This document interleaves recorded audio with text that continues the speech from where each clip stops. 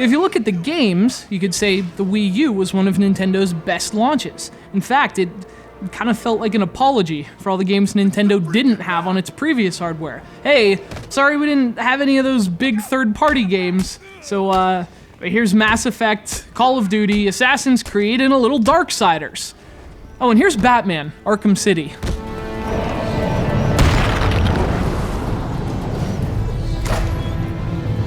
What the hell are you doing here? You're supposed to be dead! So Arkham City is one of the major games to launch on Wii U after having already been released. Now, gamers who buy multiple consoles probably scoff at this, but for the people who only buy one console, and yeah, most consumers only buy one, having these games re-released on a Nintendo console is in fact a big deal. It's introducing them to an entirely new audience, and if you're part of that audience, this is the one you should prioritize, because Batman Arkham City is a stunning game. We'll get out of this, and we'll be back. Do I look scared, Harvey? Of course, the drawback is that, much like Mass Effect, Arkham City releases with no context on Wii U. Its story is one of its highlights, but since it's set immediately after the events of the first game, you might be left out in the cold a bit. Nonetheless, the game really is brilliant in terms of its story and setting, and I think even without playing the original, you'll still be captivated by the world Arkham City creates. And now that we have you, Protocol 10 is ready to begin. Speaking of that world, that's the brilliance of the game.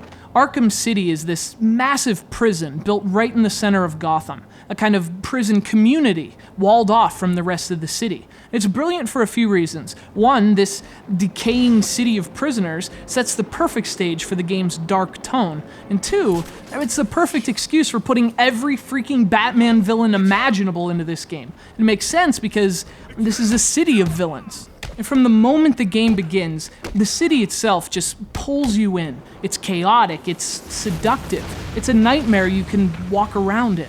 And the deeper you delve into Arkham City, the deeper you can go. The place is massive, and since it's a prison, Batman has this seemingly never-ending list of missions and side quests. In fact, there's even a bit of Metroid to Arkham City. Places that were out of reach are accessible with the right gadget, so you're constantly finding new places, each darker than the last. In fact, Arkham itself becomes its own fascinating, bizarre character in a cast of many fascinating, bizarre characters.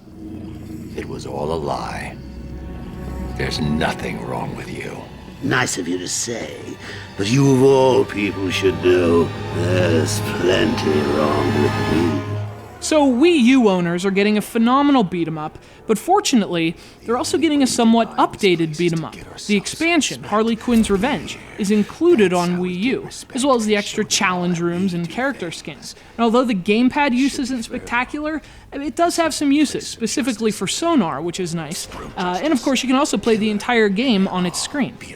Look, I get it, alright? It's an old game, at least by gaming standards, but that doesn't make this thing any less impressive.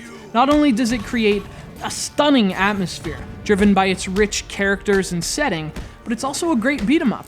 It's this wonderful nexus of simple controls, elegant gameplay, and captivating content, and it's a must-have on Wii U. It may not be the launch title you need, but it's the launch title you deserve. Or something. It's Batman Arkham City.